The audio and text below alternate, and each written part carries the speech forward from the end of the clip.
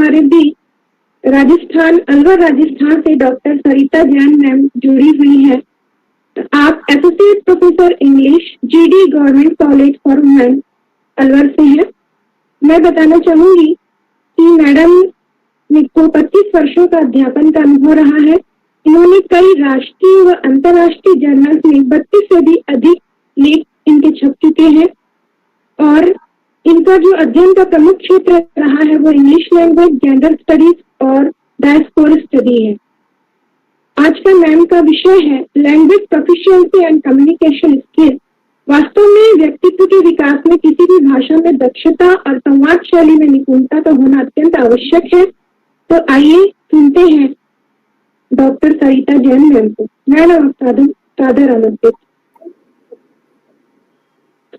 Thank you. Am I audible? Yes, ma'am. Yes. At the outset, I would like to thank the organizing team of Government College Bagwara and Dr. Pramod Shukla ji for inviting me, for giving me the opportunity to express my views. I'll start with my presentation on language proficiency and communication skills.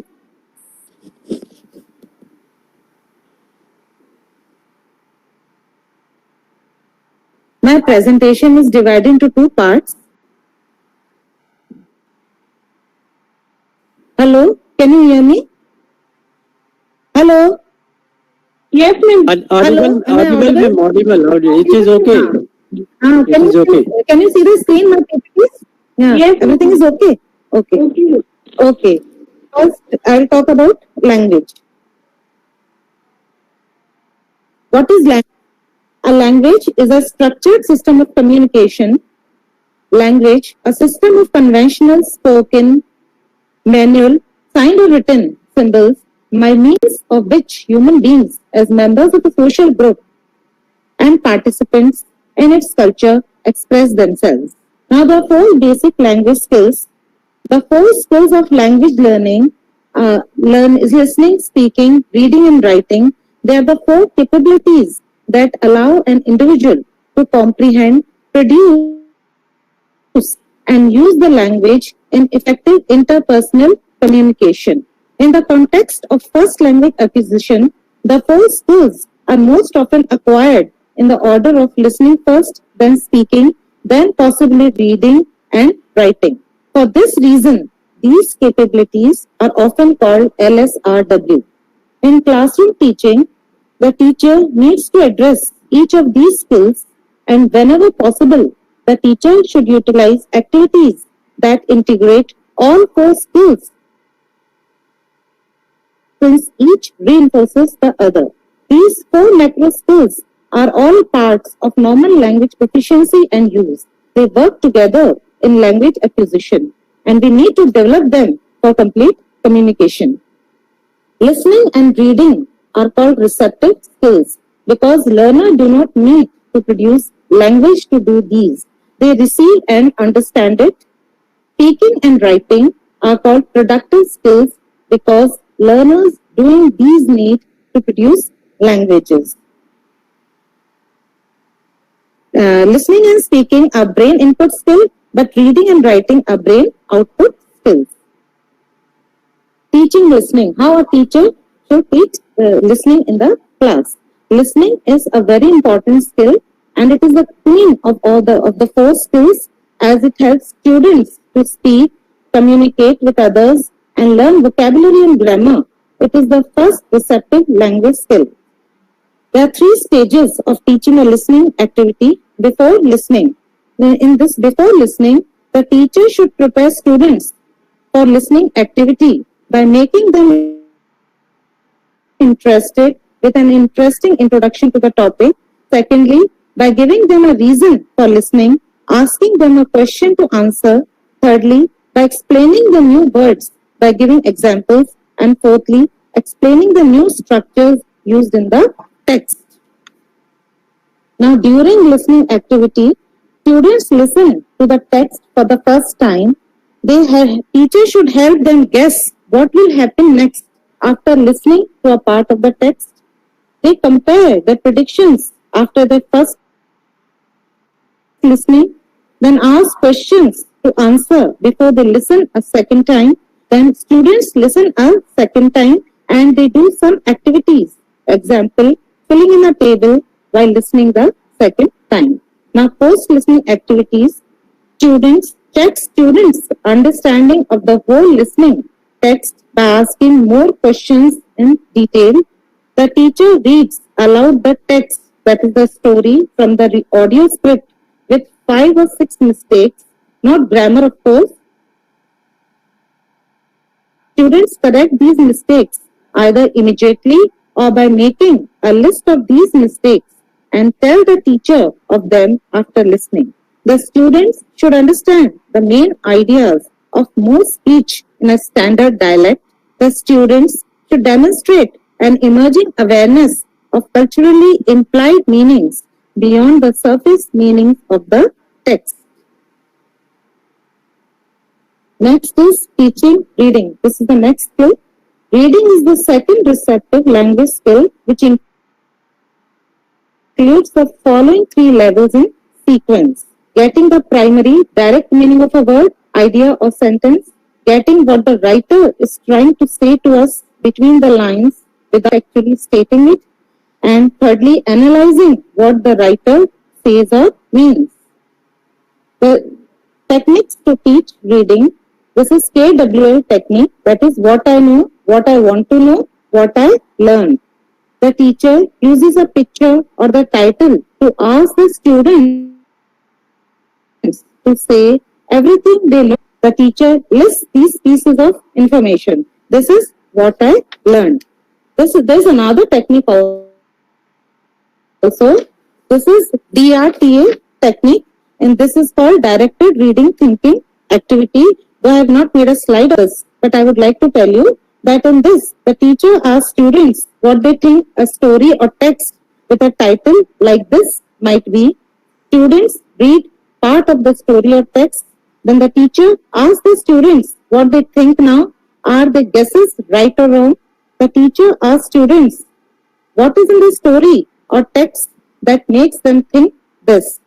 Then the teacher asks the students what they next. The student should easily follow essential piece of points of written text. The student should be able to understand parts of text which are conceptually abstract and linguistically complex. This technique is called DRTA technique. Next is teaching speaking. Speaking is the process of building and sharing meaning through the use of verbal and non-verbal symbols in a context. Speaking is a crucial part of second language learning and teaching. Despite its importance for many years, teaching speaking has been undervalued, and English language teachers have continued to teach speaking just as a repetition of drills or memorization of dialogues. In order to teach second language learners how to speak in the best way possible, there are some speaking activities that can be applied to ESL and EFL classroom settings. First is discussions. These are the activities to promote speaking. After a content-based lesson, a discussion can be held. Before the discussion, it is essential that the purpose of the discussion activity is set by the teacher. For example, students can become involved in agree-disagree discussions on their topic for a given time period. Second is role play. On other way of getting students to speak is role playing. Students pretend they are in various social contexts and have a variety of social roles. In role play activities, the teacher gives information to the learners such as who they are and what they think or feel. Simulations. In simulations, students can bring items to the class to create a realistic environment. For instance, if a student is acting as a singer, she brings a microphone to sing and so on. These activities, they motivate the students. Next is information gap. In this activity, students are supposed to be working in pairs. One student will have the information that other partner does not have, and the partners will share their information. These information activities, they serve the purposes of solving a problem or collecting information. Next is brainstorming. On a given topic, students can produce ideas in a limited time depending on the context. Either individual or group brainstorming is effective and learners generate ideas quickly. Next, storytelling. Students can briefly summarize a tale or story they heard from somebody beforehand, or they may create their own stories to tell their classmates. Storytelling fosters creative. Students can conduct interviews on selected topics with various. Conducting interviews with people gives students a chance to practice their speaking ability, not only in class but also outside, and helps them become socialized. Story completion. This is a very enjoyable activity. Whole class gets involved in this, and free speaking activity for which students sit in a circle. The teacher starts to tell a story, then she leaves the story, and then each student starts to narrate from the point where the previous one stopped. So this is supposed to, each and every student is supposed to add 4 to 10 sentences. Next is reporting. Before coming to class, students are asked to read a newspaper or magazine, and in class they report to their friends what they find as the most interesting news. These are some of the suggestions I would like to give to the teachers. The teachers should provide maximum opportunity to students to speak the target language by providing a rich environment that contains collaborative work, authentic materials and tasks, and shared knowledge.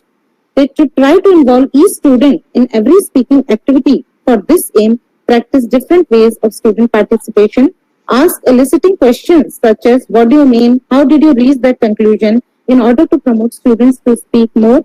Provide written feedback like, your presentation was really great, it was a good job. Do not correct students' pronunciation mistakes very often while they are speaking, because corrections should not distract students from his or her speech. And involve speaking activities not only in class but also out of class. And contact parents and other people. Now the fourth skill is teaching writing. Again, there are 3 stages of teaching a writing. Before writing, students get enough ideas and information necessary for writing. It helps learners focus on the purpose and possible readers of their written work before starting writing. First is group discussion. Encourage your students to discuss a certain topic in groups. The advantages of this are, it helps students get different viewpoints. Stronger students can help weaker students. It helps the teacher find out whether students have enough vocabulary and are good at language structures. Next is sunshine outline. Students draw rays coming from the sun and write a question word on each ray. Who, what, etc. Help students think of possible questions that begin with these question words. Then they write a phrase or two to answer these questions. And oral brainstorming. This is done orally. It involves the use of questions. The teacher can write these questions on the board and ask each student to think out answers to them. Interviewing. Students interview each other. They share viewpoints and ideas. They usually share their personal experiences and think about them during the interview. This makes students relaxed and reduces the fear of writing. During writing stage, again there are 3 steps: drafting, revising and editing. The teacher tells the students to write on every other line of their paper to allow room for revising and editing. Students write the first form of their writing. Students revise whether the content of the writing is clear or not, either in pairs or alone. Students edit their writing either in pairs or alone as they focus on grammatical, spelling and punctuation mistakes they might have in their writing. Students write the final form of their writing. This is the last step of this. Now after writing, again there are 3 steps: publishing students' writing. The teacher encourages the students to publish their writing in different ways. Example in classroom, school, newspaper or magazine. Classroom discussion. Students can read their writing to the whole class in groups or in pairs. This helps students practice listening to and speaking about their writing. Drawing pictures based on their writing. Students start drawing pictures based on their writing. This helps students realize that learning English can be fun, enjoyable, and interesting. Their writing will be improved by becoming a critical reader. Try to think actively about how texts are structured and what kinds of phrases or vocabulary are used for different purposes. Example, introducing a topic, describing, comparing, and contrasting, writing conclusions. The student should be able to organize writings with a sense of theoretical structures. So, now in order to acquire proficiency in these language skills, a person should be well versed in communication skills. What is communication? The term communication has been derived from the Latin word communis, that means common. Thus, to communicate means to make common or to make known. According to Oxford English Dictionary, communication refers to the imparting or exchanging of information by the speaker, writing or using some other medium. The successful conveying or sharing of ideas and feeling. So as this definition makes clear, communication is more than simply the transmission of information. The term requires an element of success in transmitting or imparting a message, whether information, ideas, or emotions. The focal point of communication is interpretation of the message by the receiver in the same way, in the same meaning as it is intended by the communicator. There are different categories of communication. There are a wide range of ways in which we communicate, and more than one may be occurring at any given time. Spoken or verbal communication, which includes face-to-face, telephone, radio or television and other media. Non-verbal communication, covering body language, gestures, how we dress or act, where we stand, and even accent. There are many subtle ways that we communicate, perhaps even unintentionally with others. For example, the tone of voice can give clues to mood or emotional state, while hand signals or gestures can add to a spoken message. Written communication, which include letters, email, social media, books, magazines, the internet, and other media. Today, we can all write and publish ideas online, which has led to an explosion of information and communication possibilities. Visualizations, graphs and charts, maps, logos, and other visualizations can all communicate messages. The communication process. A message or communication is sent by the sender through a communication channel to a receiver or to multiple receivers. The transmission of the message from sender to recipient can be affected by a huge range of things. They include our emotions, the cultural situation, the medium used to communicate, and even our location. The complexity is why good communication skills are considered so desirable by employers around the world. Accurate, effective, and unambiguous communication is actually extremely difficult. Encoding messages. All messages must be encoded into a form that can be conveyed by the communication channel chosen for the message. We all do this every day when transferring abstract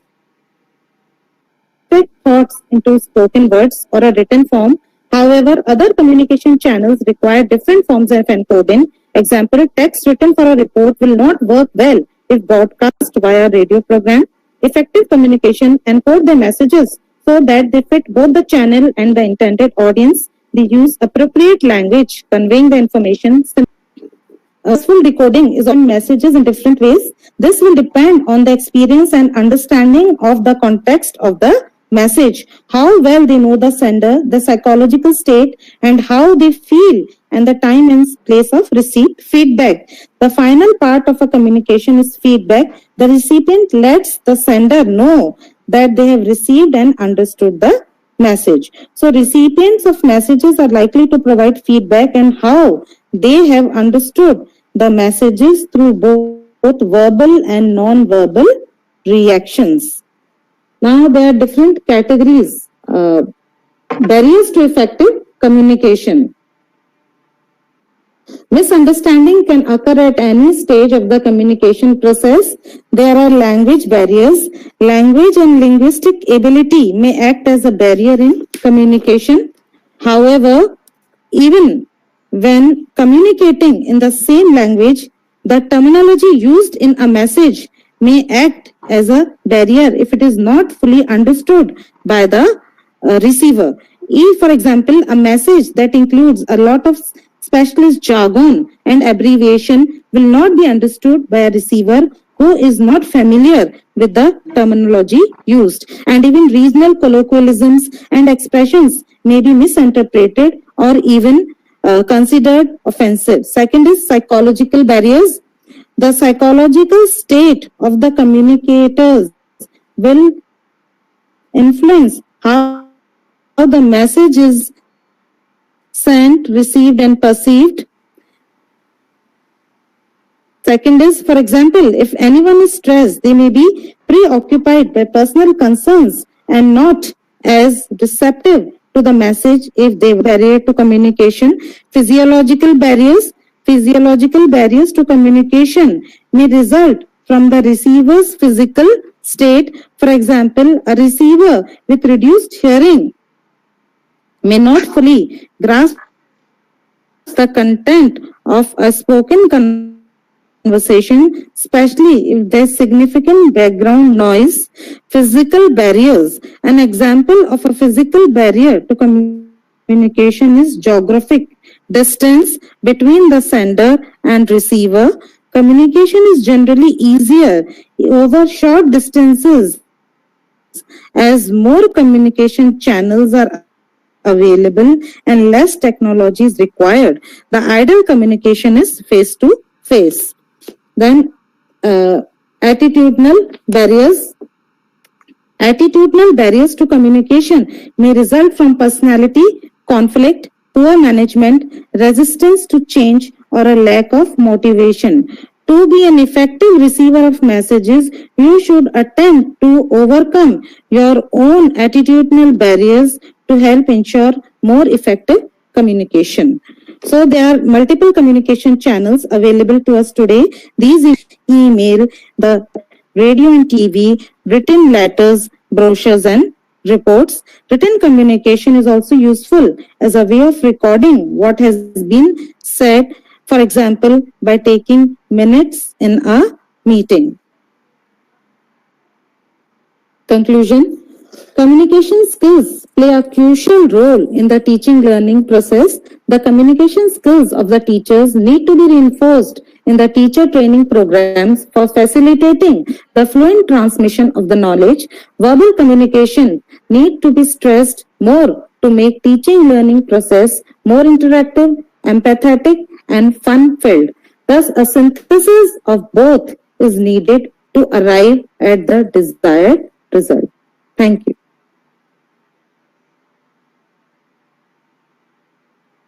hello ji ma'am, thank you ma'am. हाँ thank you. Sorry वो electricity problem हो गई।